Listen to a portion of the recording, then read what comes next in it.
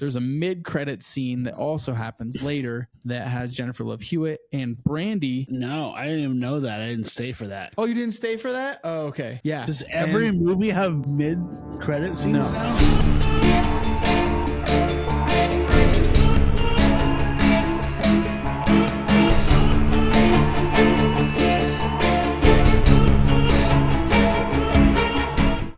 Hey, the Baldwin John, whether he and rum, the watching on the spar.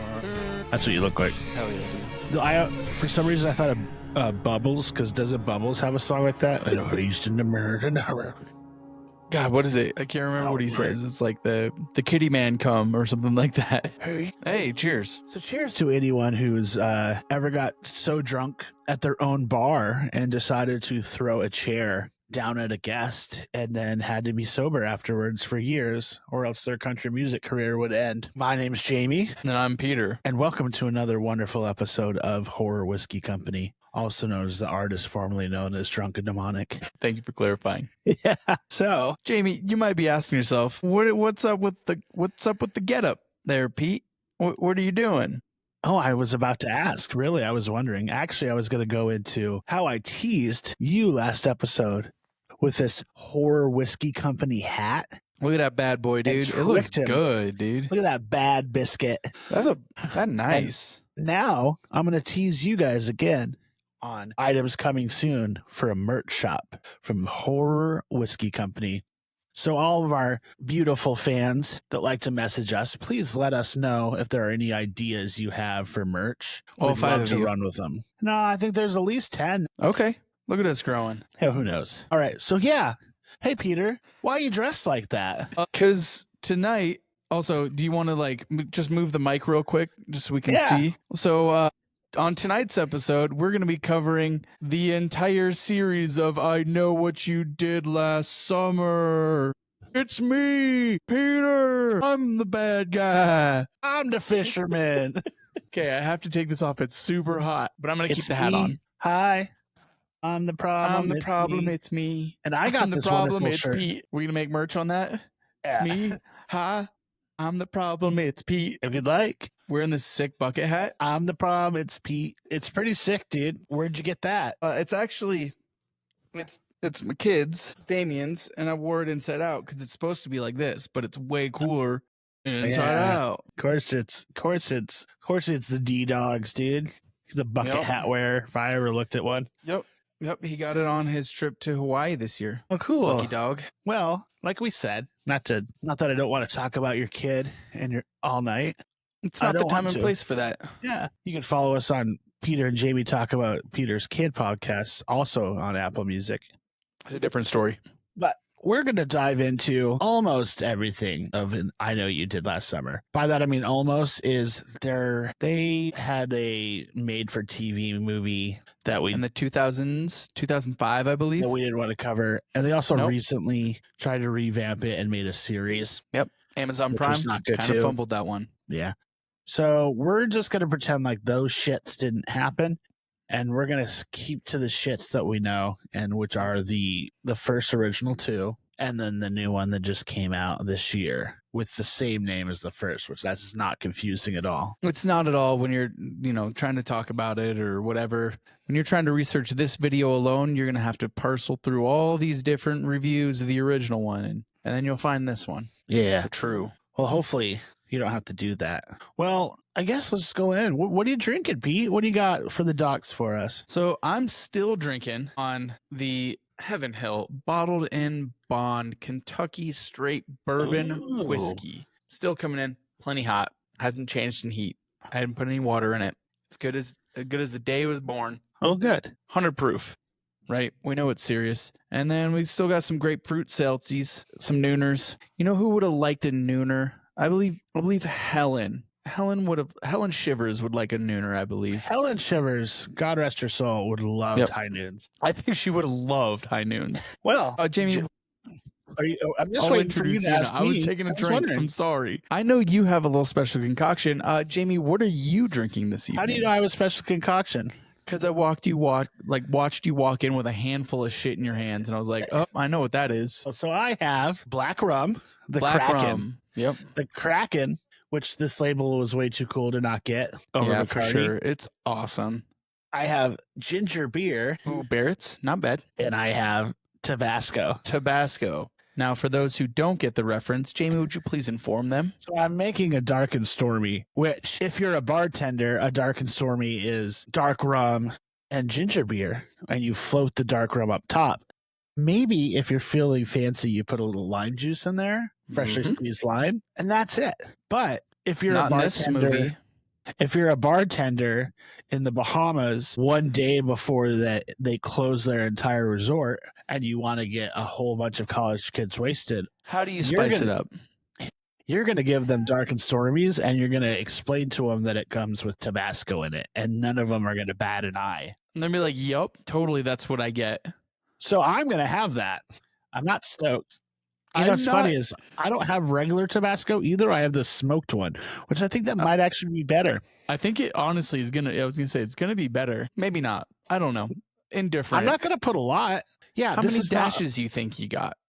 I'm gonna one dash. I'm not doing a lot. Why do you think someone that made the movie was like just like someone made them a dark and stormy once with that, and they thought that's what happened? You know, I could not tell you for the life of me why they added Tabasco to that drink, because you have two things that are pretty sweet, and like adding spicy to the mix doesn't necessarily seem like the answer. Maybe they didn't understand that citrus would be a better answer. They just went with like tomatoes a fruit, right? I don't. Yeah, Tabasco's made of tomatoes. Tomatoes a fruit. Citrus. It works. maybe it's like a director or a writer that wanted to be fancy, but I really guess.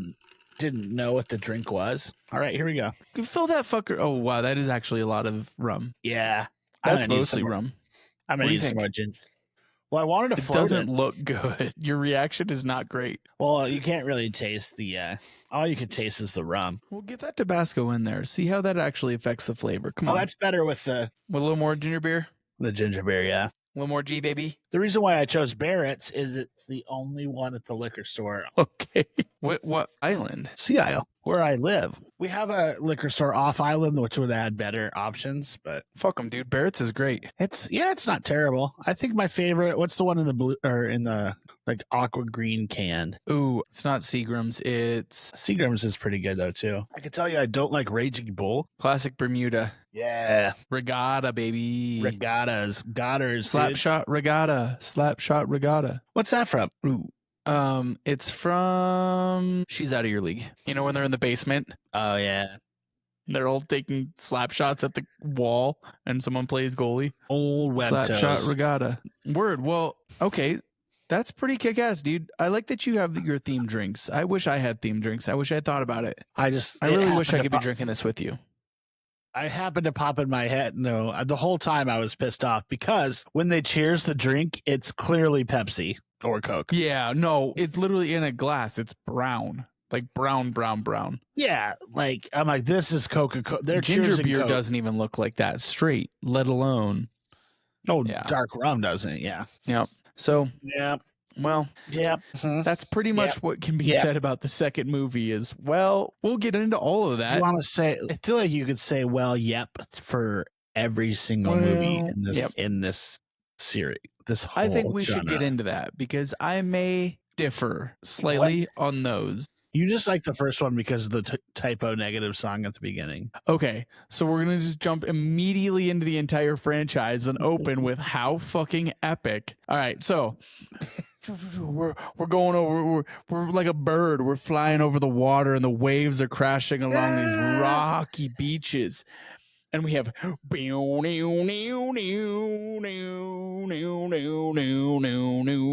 and like typo negative comes in, and like what a perfectly defining band for like the late 80s alt community.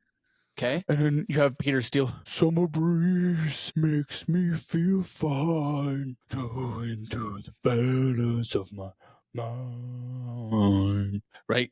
So that's What the, what like was the going greatest. on in their heads? So, like, why would you think Taika Negative was like, let's cover this song? No.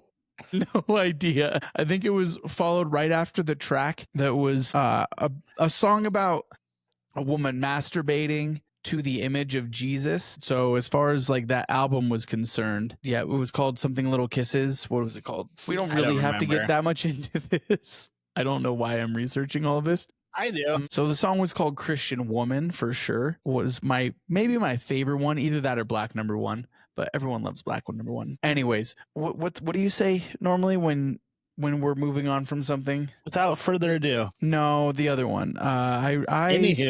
Anywho, yeah, we'll I just move on. digress. Is that what you're saying? I digress. That's the one I was looking for. So we digress. This movie opens and we have one typo negative coming in just fucking hot. And all of a sudden we jump into a weird theater where we have Sarah Michelle Gellar just jumping up on the screen, being all Sarah Michelle Gellar. And obviously she wins this pageant contest. She's called the Croaker Queen after this. Did her so yes, it's the 90s, so obviously it's going to be very misogynistic For sure. but for Ray or Freddie Prinze Jr. definitely comments on her boobs, and I'm not gonna lie, that was the first thought I had too. I'm like, Yes. her boobs look huge. No, and so like the weird thing is that I'm pretty sure like all of like both her and Jennifer Love Hewitt, who we will see will be the other main lead, like the lead actually in this entire movie, have their boobs out like all the time, but they are like 18 when this movie comes out. So like everyone needs to settle the fuck down. This movie was made like 30 fucking years ago, almost. Easy. Okay, let's take it easy. But at the same time, it's like, what the fuck, dude? Like, they didn't care at all about like any type of decency. They're like, we want to show you these girls' tits. Well, I was just thinking that they looked a lot bigger there. It was Okay. like a push up. I was like, oh, man, I didn't know that. Well, she I'm had sure, that big of dude. She's boobs. in a pageant. You know, it's the, I guess it's the mid 90s. It's 97. So, anyways, we should also Technically, that was 96 because that was the flashback. Yeah. Oh, you are correct. Okay. So, yeah, this movie came out in 97, right? But it's supposed to be starting in 1996. You were correct. So we have Sarah Michelle Gellar. She wins this pageant. And then her and her best friend, Jennifer Love Hewitt, a.k.a. Julie Jones, right? Julie Jones? Julie James. Julie James. Okay, cool. So her and Julie James are like, oh, yeah, you win. Hooray. And then they get outside the little pageant, and you have Julie's boyfriend, Freddie Prinze Jr. is there, as well as Ray. His name is Ray. Ray. Yeah, Ray. Sorry, I'm referring to these people as their actual names, not their character names. I got you, dog. Yeah. But like, I'm sorry, but kind of not at the same time. So Helen Shivers is Sarah Michelle Gellar, right? We have Jennifer Love Hewitt playing Julie James. We have Ray being played by Freddie Prinze Jr. And then we have Barry, who is being played by none other than Ryan Felipe. Is it Philippi or Felipe? You have any preference there?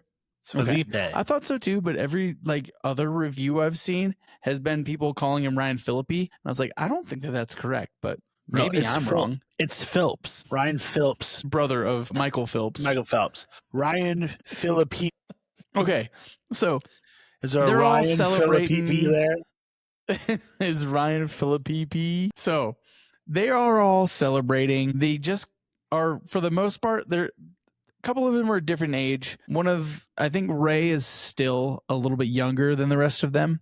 He's still staying in high school, whereas the rest of them are graduating. It is July 4th as this is happening. And they all decide that they should go out and go for a drive. It is the 90s, I would say, the late 90s, where I think by this point, people know not to drink and drive. So little interesting that they just decide to go to like the most treacherous road that they can possibly find to go drive and cruising on. Well, they went so Ray drove because Barry was way too wasted. Well, Barry drove out, right? Yeah. He's driving way too fast. He's crazy. Oh yeah, they're driving out to go see the fireworks at the best spot from the which point. was like the curve. What was the road called? Like something like Devil's Dead Curve, Man's Curve, or something Man's crazy Curve, yeah. like that. Like a little on the head, but for sure. a little bit ridiculous. So anyways, Ryan Philippi gets way too drunk to drive his own car. So Ray decides that he'll drive everyone back into town. Now, in the meantime, Ray and Julie have had a whole conversation about how like they want to be together, and all of a sudden, like for whatever reason, they decided that they were going to cast Freddie Prinze Jr. as a philosopher and not a dumb idiot like his face looks like. So that was my... Do you not like him? No, I actually like Freddie Prinze Jr. quite a lot. I just think that it was a pretty bold move to have him be like a philosopher king versus a jock that he most likely should have been, and he plays in every other movie except for this one. Well, no. So he was in a movie with Clara Bafante. No, I don't remember her last name. It's not Claire Danes. She was in Mallrats, but he was in a movie with her, and he played like a nerdy, like intellectual guy. Mm-hmm. And I watched that more than anything else that he was in. Is it She's All That? No, but it's in the same era. I can't remember the name of it. I can just remember that there was a song in it that I can remember that she got dumped by a guy that played in a band, and the song was like, Erica, Erica, I have to be true. Erica, Erica, I found someone new. And they're like, oh, that sucks. She's like, yeah, it sucks. It was so catchy. Everyone was singing the second chorus by the time he was. This is like the original Scotty Doesn't Know. Exactly. But that's how she was broken up with. I'm going to look it up while you keep going. All right. Okay. Needless to say, Ray decides to take over driving because Barry is literally just like binge drinking. Like he's just chugging shit. And like, I have no judgment there, but don't go driving after you've been doing what Barry's been doing, which is fair. He lets Ray drive.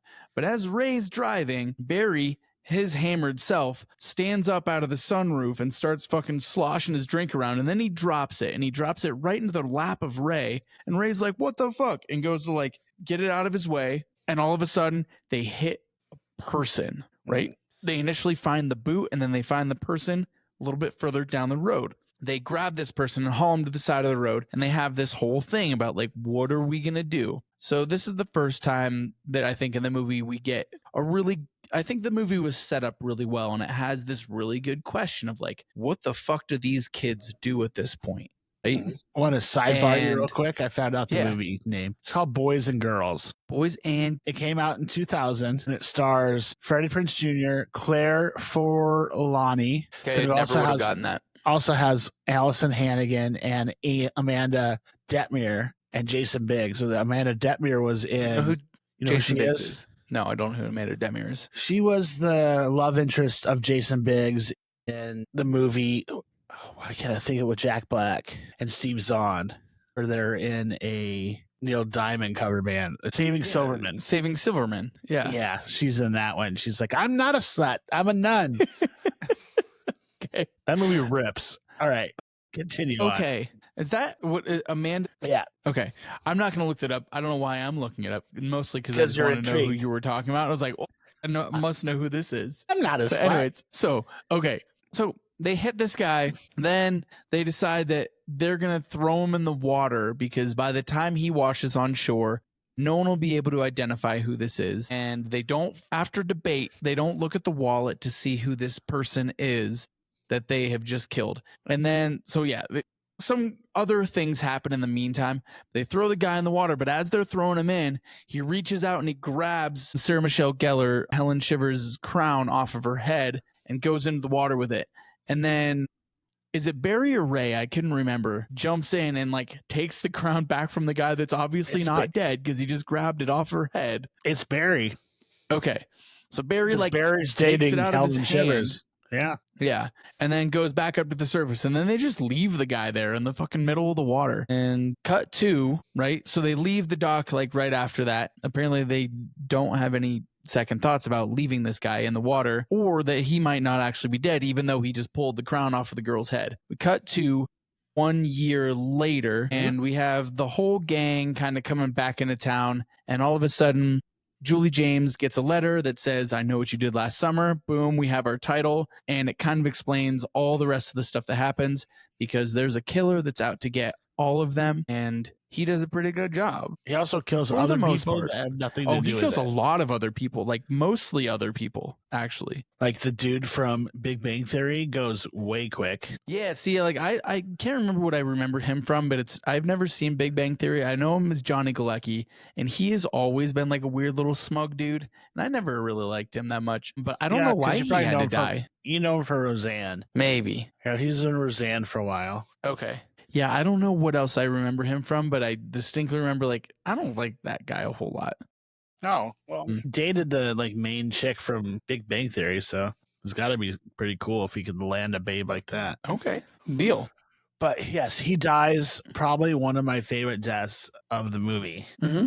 Like right away, There's the stinging. broad daylight. Okay. My question to you is like, why? No reason. Right. There's no reason. Other than progressing the story, because at this point, everyone. Okay. So, like, we should also mention here this whole episode is going to be filled with spoilers from start to finish. Going to be spoiling. I Know What You Did Last Summer in 1999. I Still Know What You Did Last Summer in 1998. And I Know What You Did Last Summer 2025. We should mention that now before we really spoil too much. Okay. Yeah. For sure. So- yeah, I don't care about not. Let's just spoil this shit, dude. Yeah. So for whatever reason, Max is his name, dies, and he gets killed really fucking cool, right? He gets like the hook, like it just goes up through his jaw, Yeah. right? And then he gets dragged over the laid big out ass off- ice. Yeah, right on the like where the fish were. But yeah, and then, you know, like there's a bunch of other people that have nothing to do with the original group that end up getting killed. I don't really totally know why. I mean, do you Like have any Bridget comment Wilson. on that? Yeah, I just it thinks it's just to make a slasher movie, but it doesn't tie in with the plot. Yeah, I mean, like, I don't know. I'm remembering what I think are slasher movies, and I feel like everyone that died, like, there was a reason why that person had to die. And, like, it started with Max, for sure. Like, he didn't really have to die, but at the time, it kind of fit the narrative of the movie, where, like, everyone thought it was him because he was the only witness to what happened the night 1 year ago, right? Yes. I kind of get why he would die. That's but, why Ryan Philippi went there to confront him. oh, yeah, for And sure. just like held him. Fuck you, piece of shit. Yeah. And he's like, "What's up, quarterback?" or whatever, because like apparently he's It's something stupid. Yeah, it's also Bridget Wilson dies for no fucking reason. And that's the sister. yeah, that's Helen Shivers' sister. Yeah. She was pretty fucking awful in this movie. Like, Well, I'm she's not a really bitch. bummed out that she died. Well, she's just known to be a bitch in like almost all of her movies, other than obviously Billy Madison. Yeah, she was a sweetheart in that. Bummer for her, but like either way, I don't know why she had to die. It like literally made no sense. Same with the cop. Like, I don't know why the cop necessarily had to die, other than the fact that like Helen was in the back seat and he needed to get to Helen. Same thing with the sister Elsa. Like, I don't really know why she had to die, other than the fact that you're in the way of who I need to get to. Was there any other deaths that were like completely random that we like that weren't our core four? Let's call it the core four. Because I think that that's This a one, I don't theme that will think. happen throughout all these movies. Not that I could think of this movie. There's definitely a bunch in the second one. Okay. So, yeah. So, like, pretty much the story is that, like, this killer pretty much hunts down the people that ended up trying to kill him. And I think before, and then we'll kind of get into some other stuff, but, like, what ends up happening is that we find this really convoluted story about how the actual killer is the guy who killed the guy that they thought that they killed. Okay. Super Say not that at 3 all times confusing. fast. Like, fucking the most ridiculous, like, I don't know. When I first was rewatching this, like, I don't know, for some reason I didn't think it was that ridiculous when I first watched this movie, but going back, I'm like, that is a super confusing line to follow. Is like, no, the guy that is trying to kill us is the guy who killed the guy who we thought was going to commit suicide, who maybe the body was found, and that's the guy that's actually trying to kill us. And you're like, wait, what? Because his girlfriend died in the accident, but it turns out that the girlfriend's dad is actually the guy that was killing everyone, Yes. including the dude that died or that was on the rocks at the very beginning that we're led to believe is the killer the whole time. So, yeah. There's the spoiler of that movie, if you can even follow it. So Ben Willis is who it is. Ben Willis is his name. And you'll Yep. know that through the next one. Okay. So Jamie, what are your like big moments from this movie? Like what do we remember about this movie? now that we have like the storyline kind of cleared out. Remember Sarah Michelle Gellar or Helen Shivers' boobs looking really big in the beginning? Well, I think we should just talk about the cast in general. Like, it's a pretty all-star cast. Like, yeah, like literally this is the it people of Hollywood. Yep. And we should also mention that this movie is competing or riding the coattails of Scream. And I think that they somehow, like, they casted better than Scream did, filling the slots in this movie. Like, you have Buffy, Jennifer Love Hewitt, you have Freddie Prinze Jr., who was like a heartthrob at the time, and Ryan Felipe, who had just come out of, what was that, Cruel Intentions? I think Cruel Intentions came after. Oh, was it? Sarah Okay. Michelle Gellar is also in that. Okay, yeah, you're right. Either way, it's like a stacked up like cast, like for your core cast, very well, it's Sony. So Sony's who made this movie. Okay, yeah. So that's why it's so big. It's Sony and MGM. Yeah, they have a huge budget. I think kill wise, the John Klicknicki, or whatever, however you say his name, Johnny Galecki, yeah, was my favorite kill. Yeah, the one that like really like started the whole thing off was probably the best kill, and then it was kind of weird after that. We didn't get a lot of. I think it was just like Julie's doing research and Barry is going and like just like brutally like assaulting people. Yeah, Barry was probably. Is he the worst character of the movie? Oh, hands down. Is there someone worse? Well, I don't know. I feel like Ray's also like not in it till the end. Well, and I think that like there was a weird decision that was made that like this movie is a horror movie, but it's also a mystery movie. Yes. And I feel like Ray wasn't given his due in this movie because they wanted him to be a red herring so bad. They're like, it was definitely Ray. Ray's the guy. Like, we haven't talked about Ray at all. And that's like the only reason why they want us to think it is because we haven't talked about Ray. We haven't shown Ray that much. But it's kind of like not really fair to him.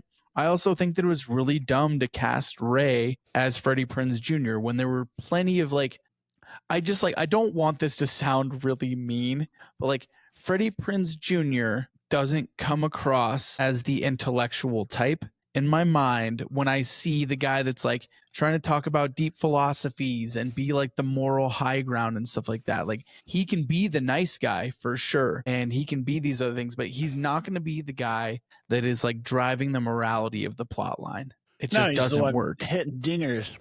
Yeah, dude, like exactly. Ryan Phillippe, who's the quarterback, should have been the. They could have flipped him and it would have worked. They should have flipped the roles. Actually, I 100% agree with you. Yeah. Like there's a reason in like Not Another Teen Movie that like they made fun of Freddie Prinze Jr.'s character by having Chris Evans play him and be the dumbest person you've seen on like film. Yes. Right. So it was really weird for me to like having seen those other movies that came afterwards. And granted, they came afterwards. So I get that there's a little bit of like trouble there, but like you obviously have to look at who you're casting in that role and be like, was this the guy who's going to come across as like the moral high ground and the like the philosopher that we're needing this character to be? Freddie Prinze Jr. is not that guy, and his acting can't hold that weight. No, I think this is a watered down Scream, in my opinion. 100%. That's kind of what when we get to the end, that's what I have. My favorite part about this series is the fisherman. Just I like the look. I like what they do with it, and that's about it. I think I like Julie James just because I always had a huge crush on Jennifer Love Hewitt. But that's about it. Yeah, I think it was fine. Like, I think they did a really good job with this movie of like making us care at least for one character. You know, we talk about this. It's really hard in horror to have your characters be relatable. And I think that they did a good job, especially with Julie in this story. Like she felt relatable. And even when she's first getting back to town, you can tell that like she's gone through some shit, right? She used to be the straight A student and now she's failing out of college. And also the rest of the crew too was also kind of fucked up. Like they're dealing with like actually significant trauma that have happened to them in their like very young lives. And it's fucked up for her to have to go back to this town where there's this looming secret that they murdered someone. And I feel like they did a really good job of showing the audience what the characters were struggling with and not just telling us that, oh, this person's not having a good time. Like, you know, some other person, you know, two characters having a conversation about our main character kind of thing. No, we like actually got to feel it from our main character about how that struggle really impacted their lives. And I think that was, in my opinion, probably the strongest point of the entire movie, was that the emotional weight was carried really well by the acting and by the directing and by the writing of the movie. And I think that was probably the strongest part of the whole movie. Did you think that the screams were too much? No. Like Helen's screams, you weren't like, this is like, why is she screaming all the time? It's a lot, for sure. Blood curling screams. They're like, it was like Julie doesn't do this, or that she does era of the Scream Queen, right? Yes. And they're all just trying to audition for the next big one, right? Like, if you've got a big set of lungs on you and you can scream, you might be the next, like, you know, who am I thinking of from Halloween? Jamie Lee Curtis. Yeah. Like, you could be that next person, like, in the franchise or just in Hollywood in general. If you look behind you, it'll say what her name is, of Laurie Strode. Yeah, dude, Laurie Strode's right there. All right. But anyways, I thought this movie was good. I definitely have a large amount of nostalgia that played into how good I thought this movie was. Going back and rewatching it, it still holds up. Not as strong as I thought it did, but it's still pretty good. It's okay. Yeah. You didn't love it. I can obviously tell. Well, obviously, I just said it's okay. It was just like, I mean, I think it's hard that, to get through. Yeah, it was a little. Well, the first one I thought was like a very run of the mill. Like, it was enjoyable. It wasn't anything that like blow your mind. Where they tried to blow our minds was how complicated the killer was. Yes, because I think they tried to out complicate Scream. Yeah. Where it was like, oh, you would never even guess who this person was because it's the most ridiculous person you could have thought of. Or Scream did a great job. They're like, what? Are you fucking kidding me? Like, that was a great reveal in Scream. What this, like, kind of what you're saying, what this movie did for me is it made me want to go and watch Scream because Scream was so good. And this movie is riding the coattails of the success of how good Scream was. People were like, all right, let's greenlight teen thriller or teen horrors, right? Mm-hmm. And here we are, less than a year later, we have a star-packed horror movie with a bunch of kids, and it's a decent premise. And I think the acting was quite good. The writing was decent, a little bit convoluted on the storyline, but compared to the rest of the series, pretty good. So that's where we differ. Okay. So, let's are you ready to jump into part two? All right. So, I Still Know What You Did Last Summer, released less than a year later, 1998. Now, going into this, I actually had not seen this second movie. So, me neither. I was going in completely fresh. I have seen the first one probably 2 or 3 times. I really liked it. I had, like Jennifer Love Hewitt, Sarah Michelle Gellar, Freddie Prinze Jr., even Ryan Philippe, like household names who I like loved watching growing up, and was like, I definitely know that I had seen that movie at least a couple times. This one I had not seen at all, but pretty much the premise of it is that Julie's still tormented by this idea that the killer is still out there because they never found the body, right? And her new college roommate went a trip to the Bahamas. So her college roommate brings her boyfriend, and Julie tries to get Ray to come along, but Ray's too busy working. Classic Ray, right? So they bring along this other guy who is Ben. What is his name? No, Will Benson, right?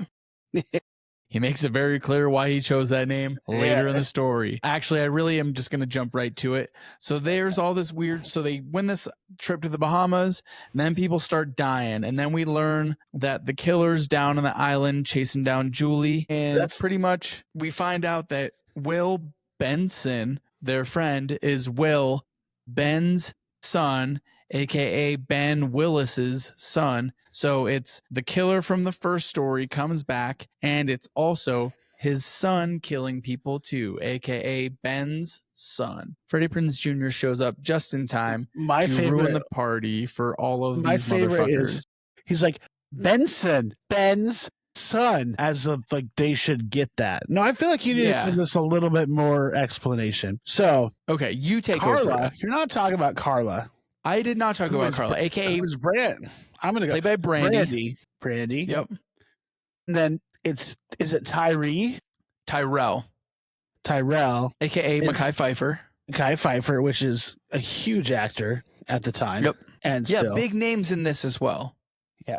Brandy is like Moesha. So Yes. Carla is Julie's best friend in this, and she's trying to get Julie Because she lost her out of her last one. head because she's refuses to go to Southport because she's like, I don't want to Correct. relive everything that's going on.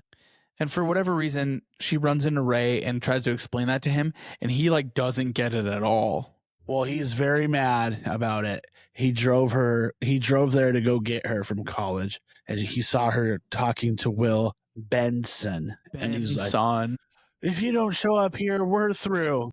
They break up, right? I don't think that's necessarily true. Do they break Kind up? of. I think he Kind just of. like is like, whatever, you don't want to come hang out at our fucking extremely traumatizing town that you like literally not just one killed a guy, but also killed that same guy again, and also all your friends died. Yes. And he So doesn't then- quite get why she doesn't want to go back. To Carla and Julie's apartment, and they get a phone call from the radio station, and they have to answer a question to win a trip, and they get asked what is the capital of Brazil, which then they fumble around, go and look at their coffee and say Rio de Janeiro, and then they win, which we find out later that is wrong. No, the capital is Brasilia. Brasilia. So they win an all-expensive paid trip to the Bahamas, for which they get there and they find out it is the last day before hurricane season, so everything shuts down the next day. Yep. It's like mud season.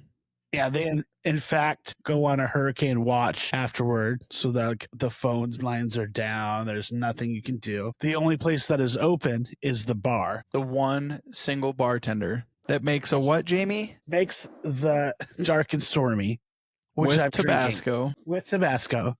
And that was Do you need another one? probably. You're looking a little low there, dude. You gonna make me one? Which If we could It's all just crazy have to me. bartenders. it's crazy to me that this many movies don't ever have a consultant of an actual bartender in the 90s making drinks That's fair, but I think that Won't they really were trying care. to be edgy. by adding Like, oh, Tabasco. mine has Tabasco. Like every bartender's If you got go to their the little Bahamas- Yeah, but that's a stupid thing to add to a dark and stormy. citrus is good. Everything is better with citrus. I always say that. Citrus is great. And that's maybe where they got confused. They were like, oh, citruses are fruits. Tomatoes are fruits. Why don't we just add tomatoes into the thing? And they're like, how are you going to do that?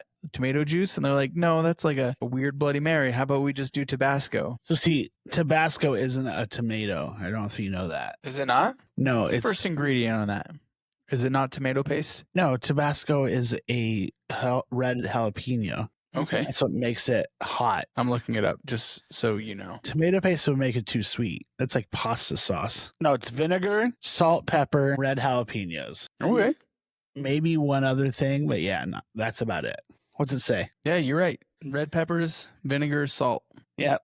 Aged in oak barrels. Yes. Remember I used to have a hot sauce company? You did. I forget about these things. I shouldn't discuss hot sauce with you. All right, where were we? So Okay. from there, Everyone starts dying. no, the cue into my favorite character of the whole entire genre is there in this movie, Jack Black. which is Jack Black, who is also known as the token white guy. In the credits? No, but like, Oh, okay. No, 100%. He's the weed guy. He's the pothead.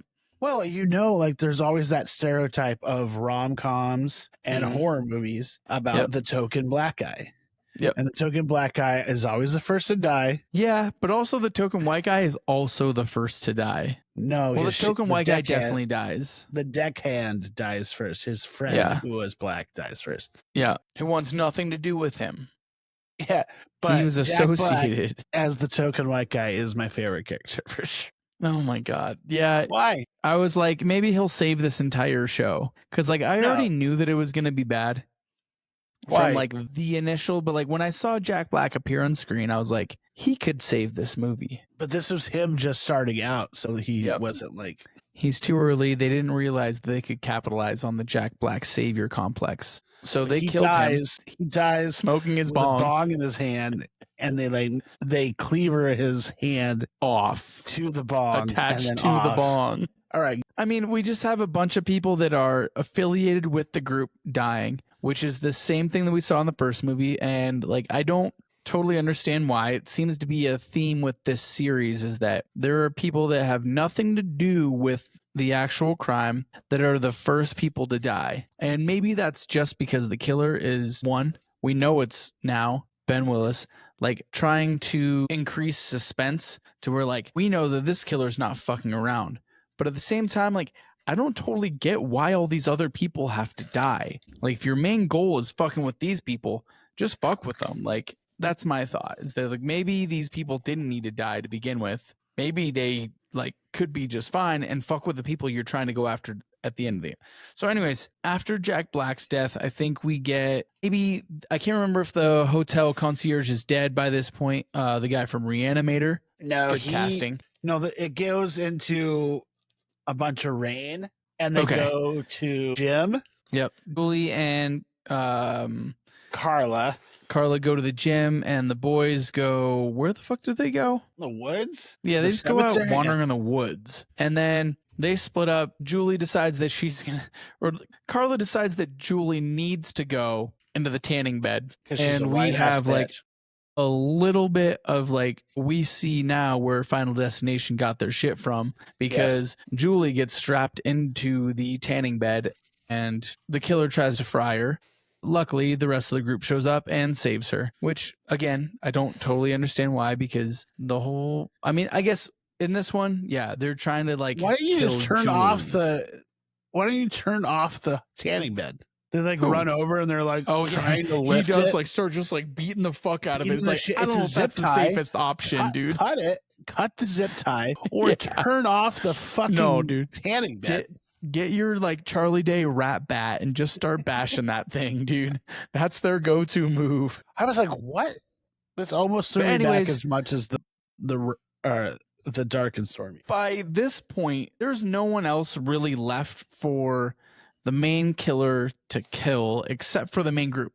There's this one other guy who is like a voodoo practitioner. I don't know if he's a priest or not. He definitely is practicing voodoo. And they kind of conference with him, and Julie convinces everyone that like, hey, I know his shit's weird, but he's cool. Let's leave him alone. And so they do, and they move on, and Will goes out to the boat to go try to find something with someone.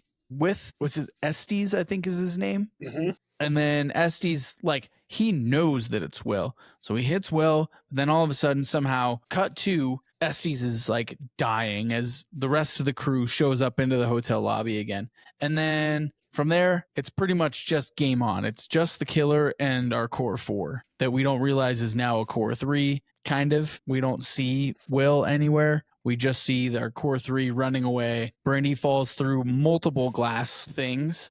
She falls Props through the to roof. her stunt maker. Yeah, but she also like falls through multiple roofs. Glass with yeah, props to her stunt double. They She find the also like bartender jumps hiding through. Yeah, they do find the bartender in the cooler. And then all of a sudden, they come out of the cooler and they're sitting there talking in the kitchen, and the killer just comes out of fucking nowhere and just scoops up Mekhi Phifer with the fucking hook straight through his neck. Yeah. Right? Yes. Apparently, he was just there the whole time. Yeah. My guess is that one was Will. Can we also talk about the fact that Freddie Prinze Jr. or Ray is just low key on his way to the Bahamas this whole time? He's on a mission. Yeah. He sells his ring. Yep. To buy a loaded gun. Or buy a gun. Is there bullets? Fucking load it. You have to wait to get a gun. I don't want to wait. I don't want to wait. Yeah, dude. And then Ray kind of earns a little bit of stripes that he didn't get in the first movie and this one. I would say for sure. He goes fucking nuts. Like all of a sudden, I don't know why his friend needed to die, but they have like the classic I know what you did last summer trope is people on foot running away from cars. I've never been in this situation before, but there's a lot of different places I feel like I could go on my feet that a car can't go, and they don't choose any of those. This happened in the first movie as well, and in the second movie. Ray could have bailed out at any point, and he decides to get like practically launched over a guardrail down a hill by this car that's chasing him. I don't totally understand why. This is the trope of the series, though, for sure. Yes. So car chases involving people. Yes, for sure. So he also takes that gun and straight up robs the dude for his boat. Yeah, the guy Because that the we guy see at the wouldn't- beginning of the movie that's like, the only way off and on and off of this island is a boat. And he robs that dude. He goes, "Give me your boat," because he refuses to boat him there because it's hurricane season. What's And his it's like- line that he says? Yeah, This but was he's a hard to follow movie. Both of them were very hard to follow. he's Hey, like, look, I ain't asking or something like that. No, I don't remember. So I want to say that like Ray was in a sling the whole time up until he gets on the island. Yeah, he's fucked up the whole time. He's like, now I'm fine. Let me fight Will.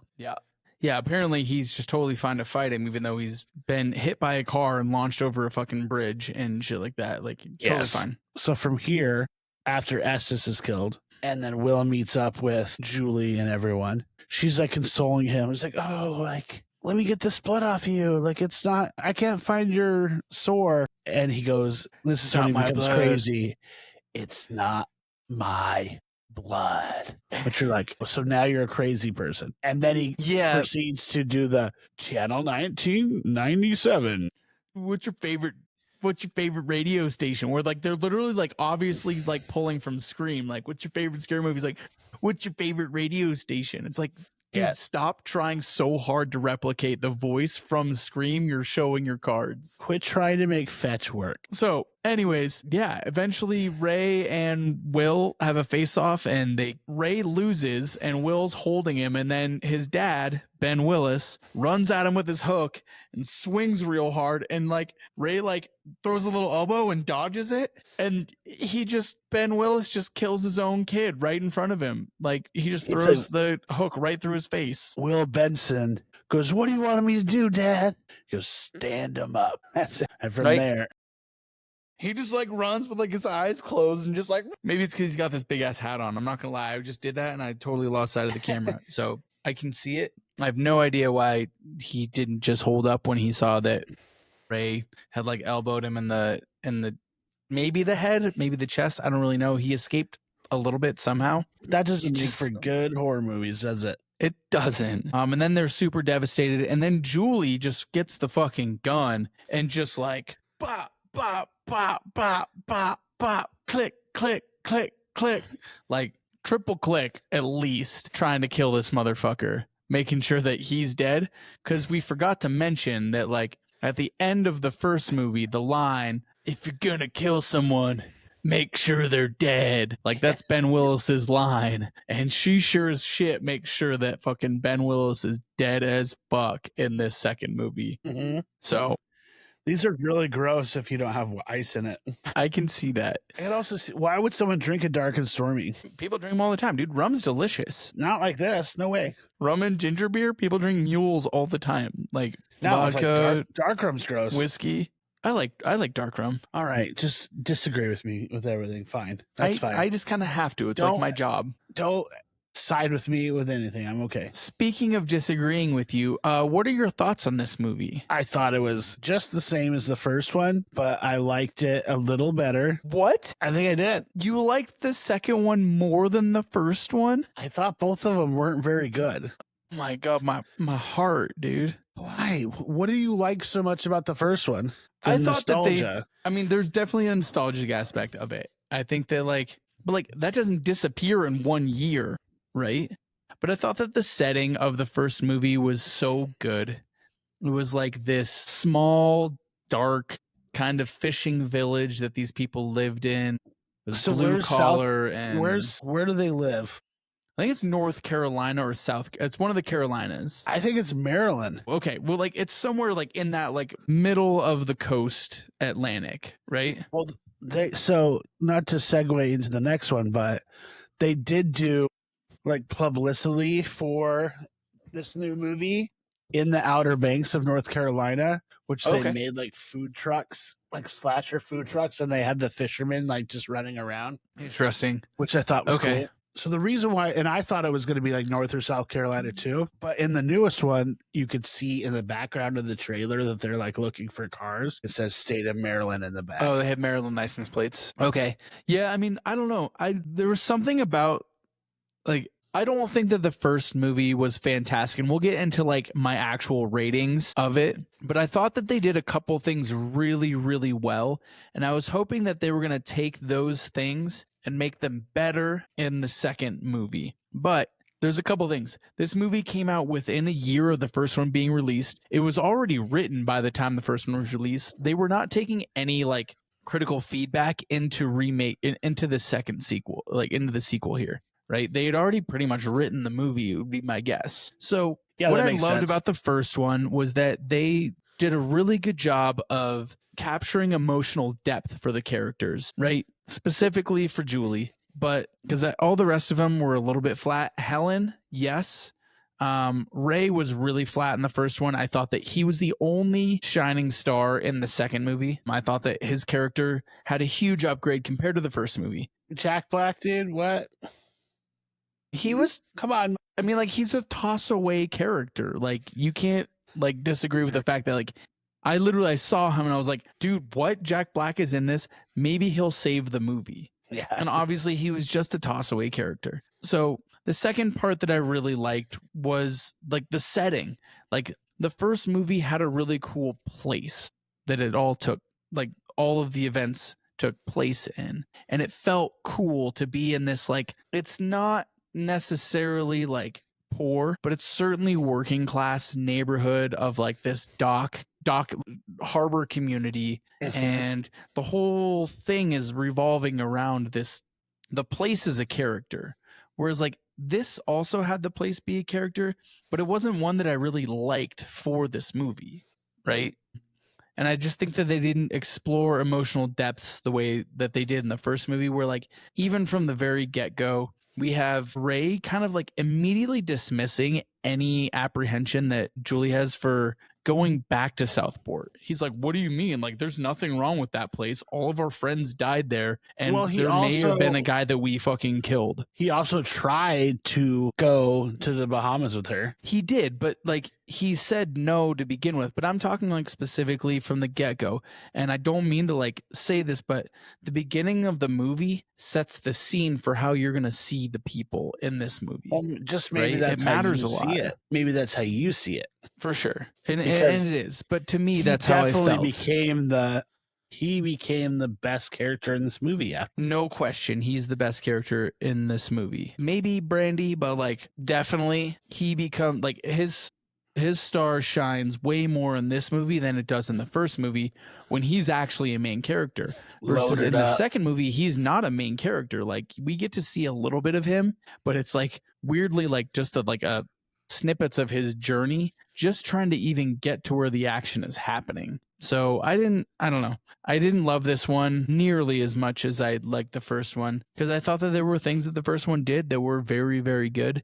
And I hope the second one would capitalize on it and run with like course correcting what wasn't quite right with the first one. And they just like didn't do that at all. They just went in a totally different direction. Well, they say like there's only been like a handful of sequels better than the first Sure, one. but I think we've already covered a couple this year that have broken that. Like sequel or Well, like 20 like years later later was way movies. better. Final Destination, Final Destination 5 might Bloodlines be was the fucking- best one of the whole series. Not 5, but Bloodlines. Yeah, well, okay, no, 6. That's 6. My Yeah, bad. I think Bloodlines was definitely the best one. I thought going into this next one we're about to segue into, I thought yeah, dude, I, I was think like, fuck. we're good to just Yeah. straight go into it, because we've like I think that's a perfect point where like we've seen so far this year some either sequels or tie-ins, or what this one would be is what I've heard termed a requel, right? Did you ever get mad at me? Did you ever get mad that I was like trying to? You just keep interrupting me right there. I was really thought I was going to say the same thing you were. I don't think you realized. It's okay. Keep going. I was like about to say that, and you're like, boom. I'm sorry, A I was requel. talking. Yeah, I got it. I was talking, and you're like, never mind. Don't listen to Jamie. This is why I don't That's talk. not what I'm dude. trying to do here. This is why I don't talk. This is why I'm not allowed to talk. He doesn't What do you let mean me you're talk, not allowed to folks. talk? I'm not allowed to talk. He doesn't let me talk. Hey, we talk about this off air. Where were we? So yes, we going into this movie, I thought with all the movies that they had redone this year and how well horror was doing, I thought this was going to be an absolute banger. So I will lead to what you had just said. So this movie is not necessarily like, I think we've seen in the last couple of years, there's been kind of two different ways to do these revitalizations of these old horror movies. And you can either start from the beginning again, or you can tell a story years later after the fact kind of thing, right? And we're definitely getting the latter in this story, right?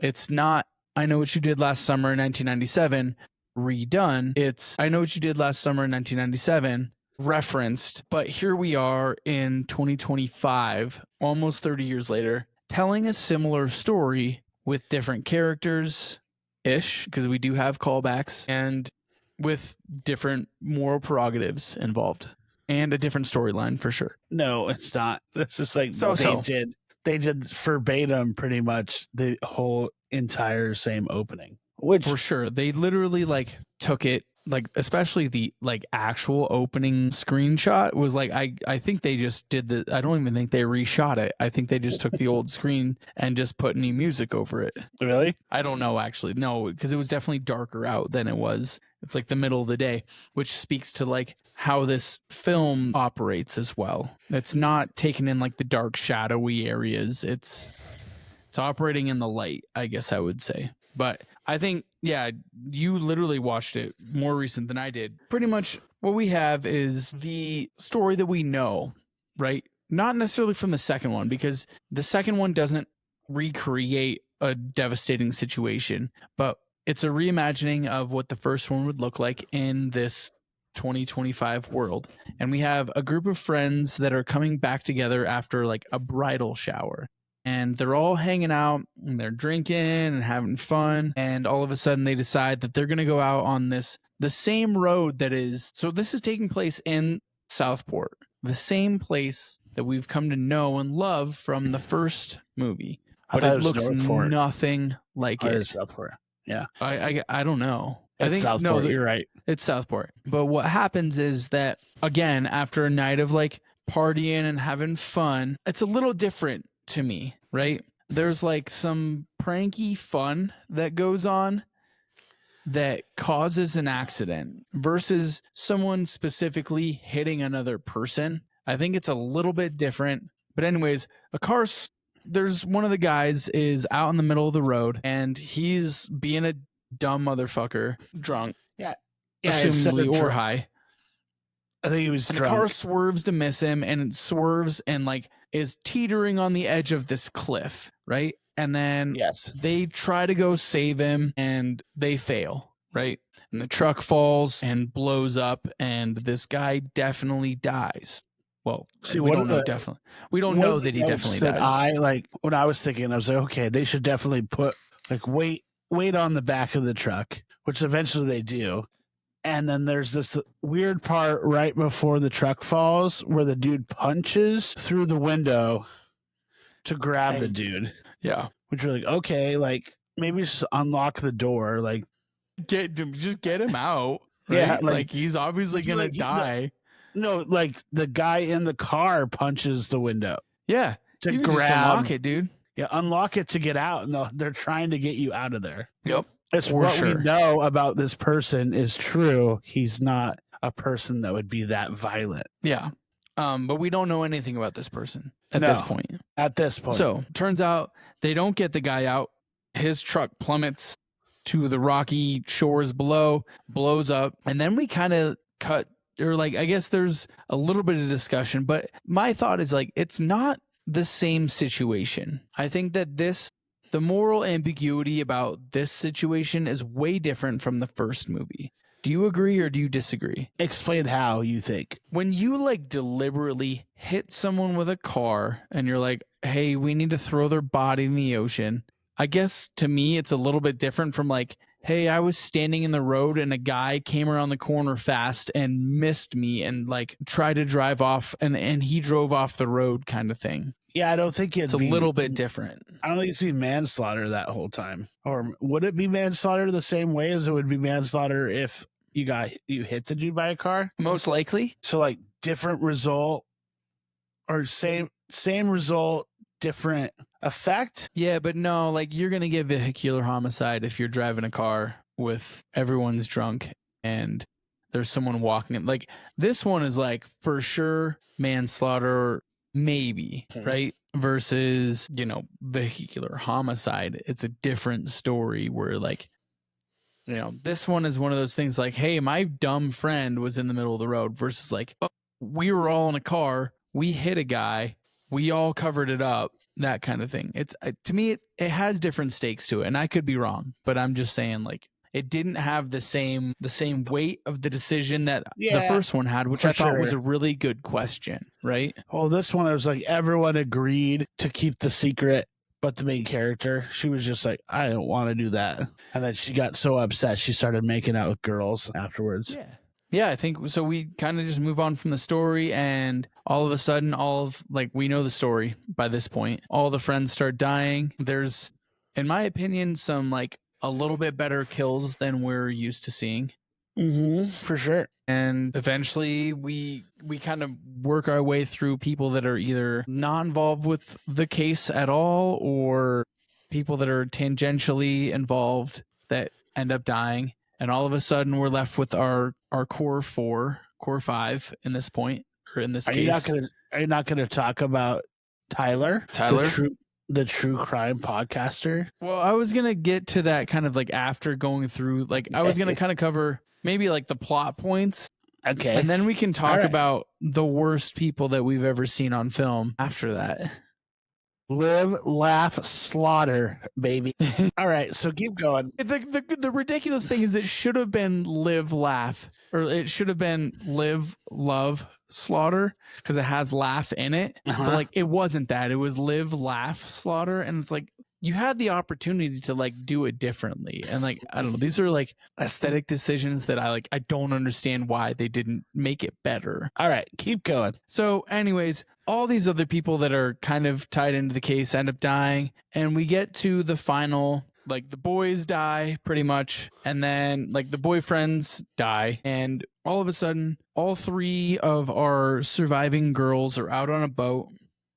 And then it's revealed that one of the girls, what is her name? Jamie? No, it's Danica? No. We have Ava, Danica, and Stevie. So Stevie turns out to be our killer number one, right? And she's like, fuck all of you guys. You guys ruined my life the entire time I've known you. You all abandoned me when my dad died. And then the only other person I saw as a father figure, we also killed because he was the guy that drove off the road the night that all happened, right? So she needs them. She wants the girls to feel her pain from that. And then all of a sudden, Freddie Prinze Jr. shows up and shoots her. But we're not totally sure on that because Stevie goes flying off the boat. Danica is also thrown off the boat at this, like just before this, by the hook. We don't know what her deal is. And so we're just left with Ava. And so Ava and Ray go back to Ray's bar, and Ray reveals that he is also one of the killers and tells Ava why this whole thing is happening. We've kind of skipped over the whole fact that Jennifer Love Hewitt is also in this movie as like the most plot moving character. Like she just kind of like gives some, all she's there for is to progress the plot until this moment when she shows up and she convinces Ray to not kill her, but like doesn't do a good job of it. So then Ray tries to kill her, and we find out like, so Ava eventually shoots Ray right through the fucking chest with a harpoon gun. And then the movie kind of ends with the two surviving girls. Danica apparently washes up on the beach and survives, and Ava obviously survives. She's like, okay, she's like a little bit wounded, but like, and they're sitting there having a conversation on the beach, doing their girl thing, and they're sharing information, and that's kind of how the movie ends. There's a mid-credit scene that also happens later that has Jennifer Love Hewitt and Brandy getting back after it because Jennifer Love Hewitt has a letter that says like, I still remember, or something like that. Do you remember what it said exactly? No, I didn't even know that. I didn't stay for that. Oh, you didn't stay for that? Oh, okay. Yeah. Does every movie have mid-credit scenes now? No, but this one does. Well, every movie now has mid-credit scenes. They want you to see who's in the movie. It's the only way to keep people there, right? They want to pay homage to all the people that did a lot of hard work, other than fucking the main characters that are in this movie, right? So they're gonna put a mid-credit, so you have to sit there through the credits, and then you can leave after that. But yeah, no, Jennifer Love Hewitt shows up on the doorstep of Brandy, because there's like Brandy's sitting there on her couch. You didn't see any of this? No. Okay. I So didn't know Brandy's there's a sitting on her credit couch. Brandy's sitting on her couch, and like a news bulletin flashes up on the TV screen, and her husband's like, "Don't you know that girl?" She's like, "Yeah, that's my college roommate." Because like, that's awesome. she Really? almost died again, and then all of a sudden there's a knock on the door, and Jennifer Love Hewitt's there, and she has a note that says like, "I still like," or "I didn't forget," or something like that, something ridiculous. And she's like, "What have you got going on?" And she's like, "I don't know, kicking some motherfucker's ass," or like something weird along those lines of like, "Who we fucking up next?" or whatever. And that's how like that scene ends. And those are the main plot points I think that I need to mention. Did you like about this movie? I liked the nostalgia. I liked Okay. bringing back Freddie Prinze Jr. and Jennifer Love Hewitt. Yeah, I liked I agree. there was like subtle hints to the first movie. Yeah. Like in Freddie Prinze Jr.'s bar, there's like a little cutout of the boat. Oh where yeah, they- the Billy Blue. the Billy Blue. Yeah. I like that they like went to like Barry Cox's grave. And he's like, Cox. This is the That's same a fucking douche. silly name. Like, Yeah. because it is. Yeah, I thought that like one of the stronger parts was definitely like the reference back to the old movies, but not like it was definitely a separate world that these movies were existing within, right? No, Like, it we was the see same that world. Southport looks it is, right? they It's the explain same why universe, but it's They a explain different why place. South Park's different.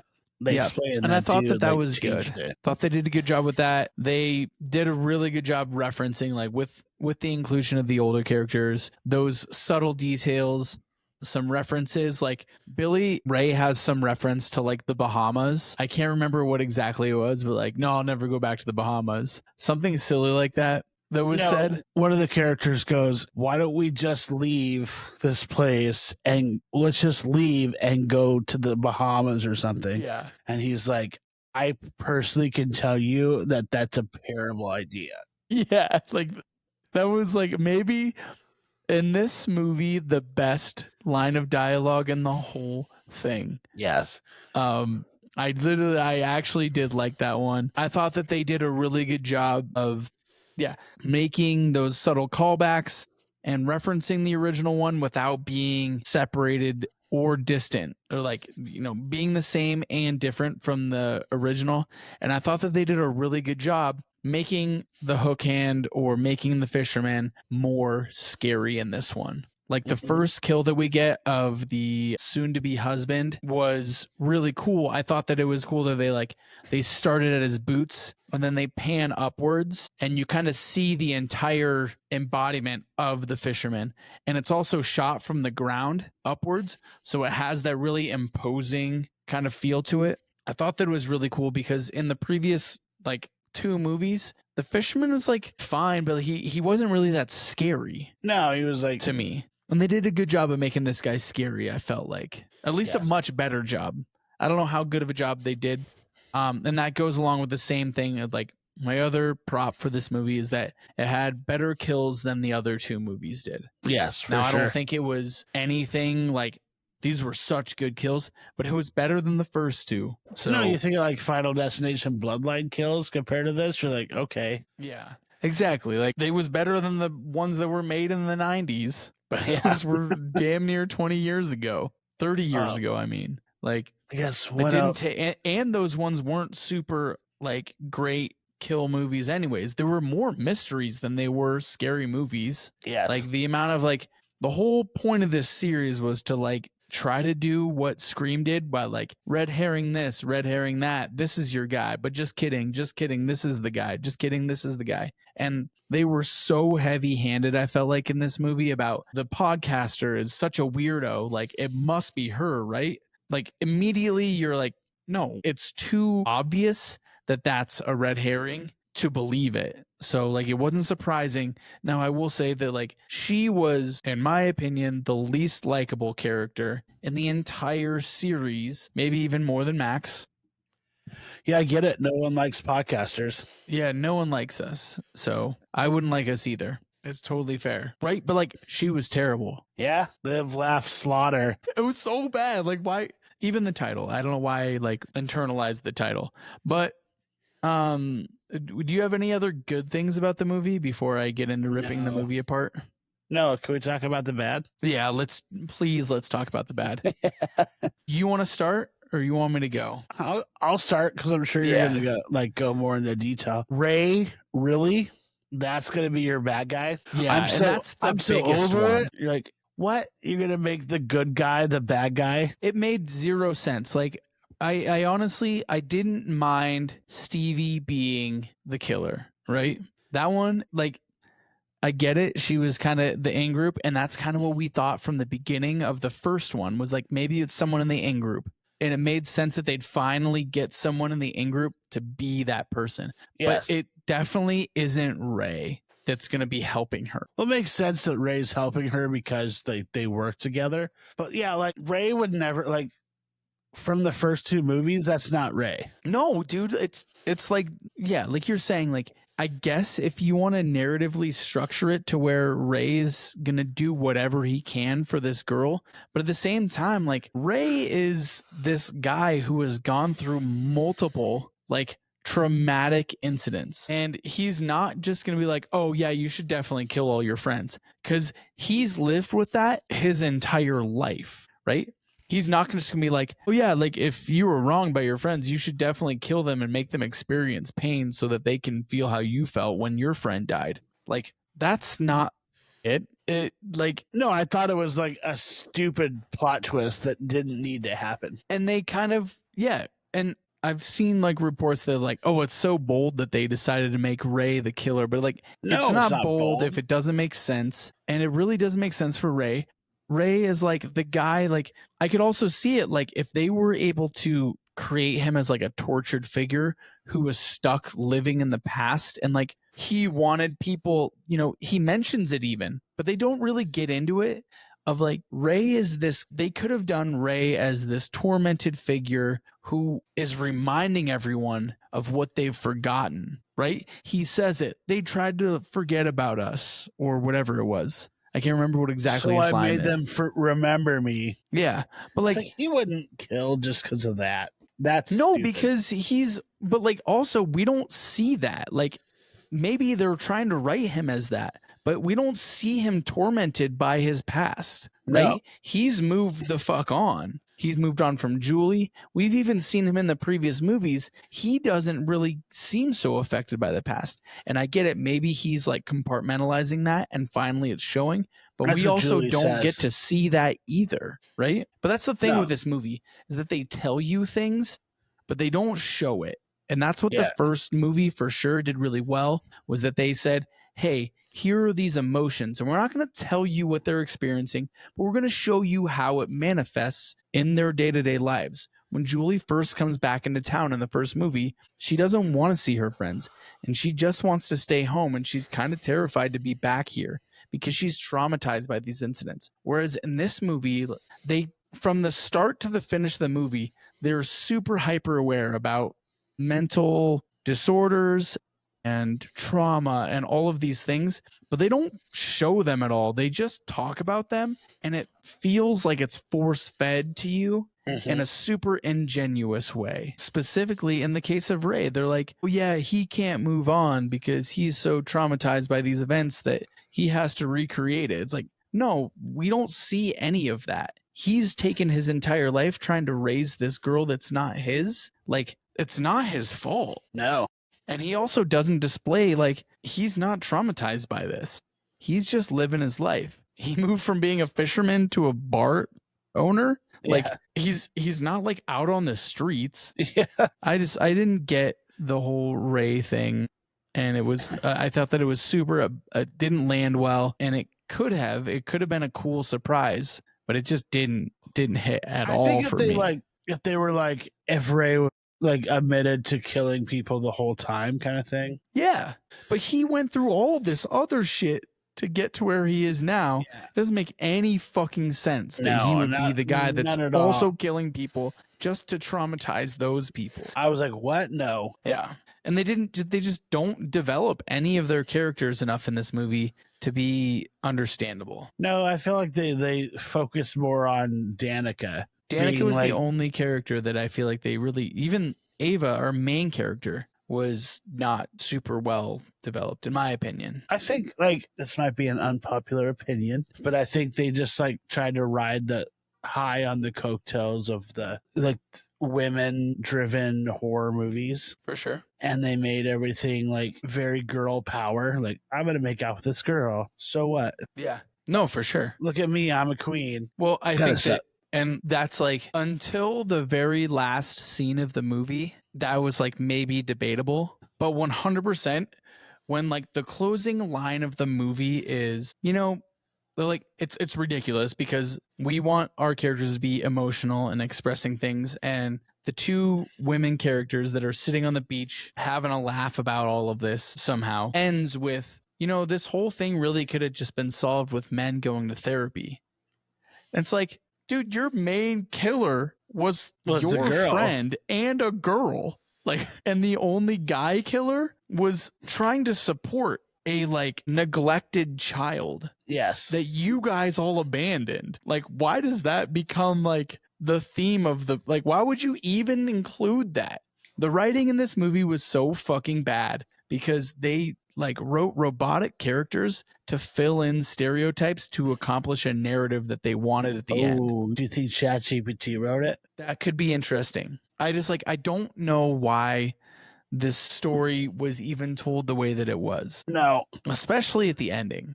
What's Just like, it doesn't make any sense. So Stevie's alive. I know Stevie's alive. That's what They said. also They had. mention that offhandedly, like they're having fun at lunch, talking about how the person that just tried to murder them is still alive.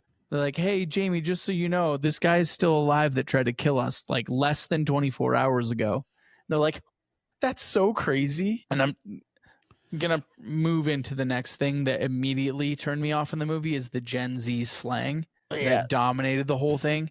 I honestly considered leaving the movie. Really? It was that, like, I was just so upset by, like, which ones? One, it starts with the Gen Z slang, and then it's overly heavy-handed as they're, you know, we have Ava, and we get this girl that's going back to the place that she's not feeling super comfortable going back to, right?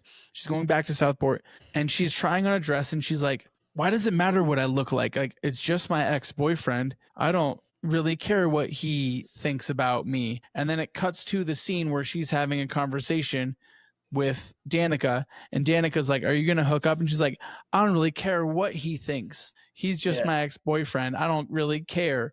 And then it cuts to the two guys talking, and they're like, I don't really, and they're like, hey, you guys gonna hook up? And he's like, I don't really care. She's just my ex-girlfriend. We'll see what happens, kind of thing. There's, in the first 5 minutes of the movie, people are telling us what is happening. Not like we're being shown these things, like what was done really well in the first movie. There's the narrative, like, overbearingness of the movie immediately turned me off, as well as the fact that the whole thing is written in Gen Z language that I just really don't get. It gives terrible vibes, or whatever what's the saying? Like, I don't know. I can't remember. Danica's walking down the staircase and she's like, it's giving something. It's giving horrible. That's how I felt about this movie. Sorry, I'm reading I asked ChatGPT to write the sequel to. I still know what you did last summer. It's also one of those things that, like, it takes place in like a whitewashed, let's call it a resort community, which we're very familiar with. Let's just say that. And like, it makes me hate the characters to begin with, right?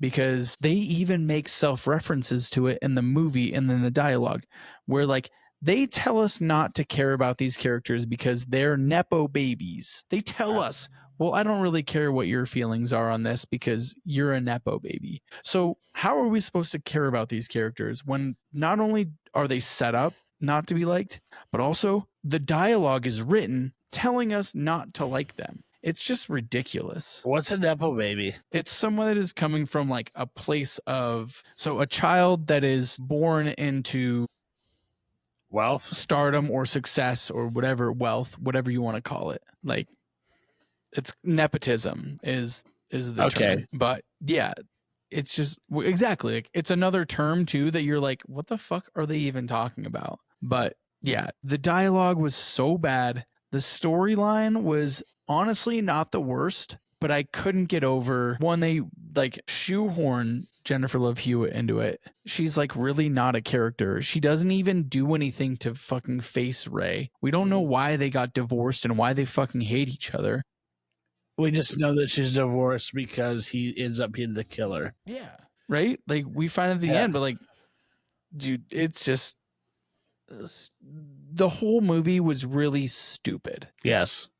All right, let's move on from this one. Yeah, I think we should move on because I can just rip on this movie for hours. I've noticed. I think I should move on. Exactly. We're going on an hour of you just talking about this movie. All right. So you're gonna rank these franchise, like this in the franchise is different than I would. So you're gonna go. Are you putting 2 ahead of 1? So I'm obviously gonna go. I'm gonna go 1, 2, and then 2025 is gonna be 3. Right? Are you ready for mine? Yeah. 1, Can you 2, score them actually? 1, 2, and 3 is how I rank them. Yeah, number 1 is definitely the first one's definitely the best one. Okay.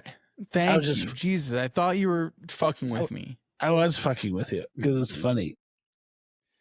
Because it's funny. You just wanted to see me in mental turmoil. So what, dude? This is, in my opinion, this is probably my least favorite franchise that we've covered. 0 question. It is the worst one we've covered. Yes. Especially as a franchise. The first one I would put, honestly, I did like the first movie more than, 28 Days Later. Did you like it better than 28 Years Later? No. So you like as a franchise, it's got to be the worst. Yeah. And it's going to be hard to beat with the last installment included. It's really going to be hard to beat this as the worst movie that we'll ever cover.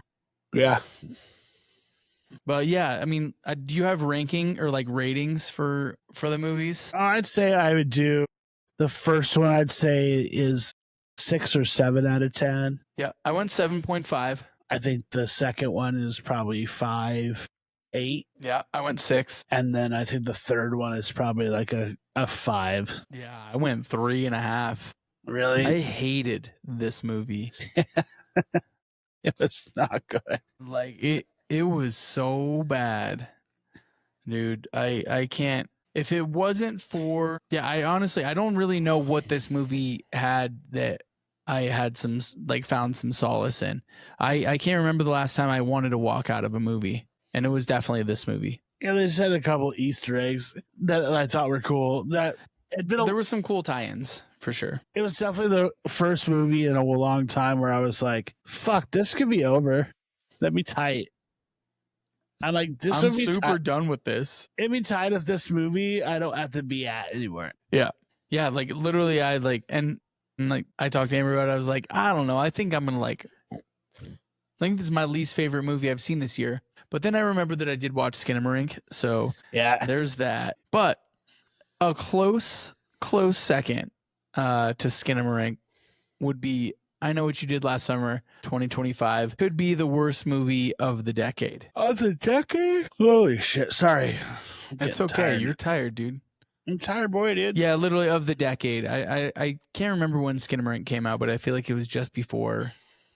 I think it was maybe 2019. I can't remember. Oh, really? I thought it was 2020. If Skinamarink came out this year, in the last couple of years, then it definitely takes the cake.